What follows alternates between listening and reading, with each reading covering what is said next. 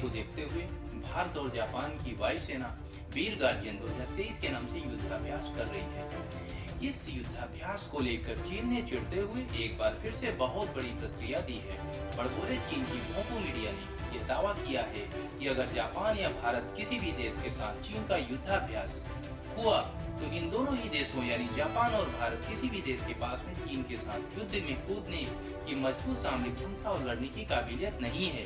बड़बोले चीन का यहाँ तक दावा है कि उसके युद्ध की तैयारी और उसकी सामरिक क्षमता बहुत बड़ी है। हालांकि ये वही बड़बोला चीन है जिसकी वायुसेना ताइवान जैसे छोटे से देश में घुसपैठ करने के बाद पीठ दिखाकर भाग जाती है। ये वही सेना है जो भारत के साथ गलवान में दो हाथ करने के बाद पीछे हटने पर मजबूर हो जाती है। ये वही चीन है जिसके पायलट ताइवान के 20 साल पुराने मिसाइल डिफेंस सिस्टम को चकमा देना भी नहीं जानते हैं, लेकिन फिर भी वही चीन खुद के युद्ध तैयारियों को बेहतर बता रहा है। भारत और जापान के युद्ध की सामरिक क्षमताओं को कम करके आंकने की बड़ी गलती कर रहा है। दरअसल चीन की मीडिया ने जापानी रक्षा मंत्रालय के उस बयान पर अपनी खींच निकाली है जिसमें जापान ने कहा है कि भारत के अनुभवी और कुशल पायलटों ने Japan air self defence force के टैक्टिकल स्किल्स को कई गुना बढ़ा दिया है। वहीं जापान की वायुसेना ने यह माना कि भारतीय पायलटों के कंट्रोल में भारत के सुखोई के साथ जापान के F-2 और F-15 का उड़ान भरना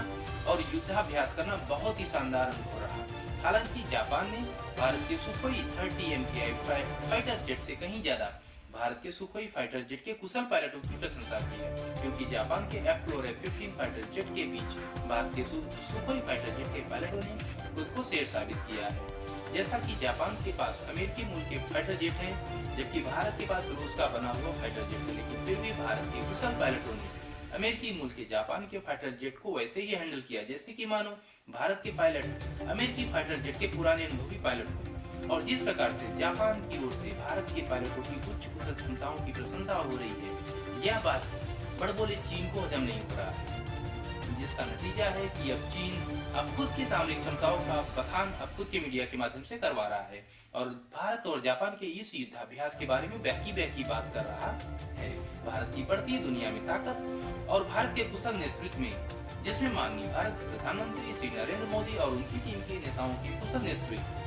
की वजह से आज भारत एक स्वर्णिम इतिहास लिख रहा है, जो आने वाले भविष्य को सुखद और संबल बनाने की ओर अग्रसर हो रहा है। आज एक बार फिर भारतवर्ष दुनिया में अपनी सुपर पावर बनने की राह पर आगे बढ़ रहा है और वो दिन दूर नहीं जब न्यू दिल्ली पूरी दुनिया के केंद्र में होगी। अगर आपको ये वीडियो अच्छा लगा हो तो आप इसको लाइक कर सकते हैं, शेयर कर सकते हैं, सब्सक्राइब कर सकते हैं। जय हिंद, जय भारत।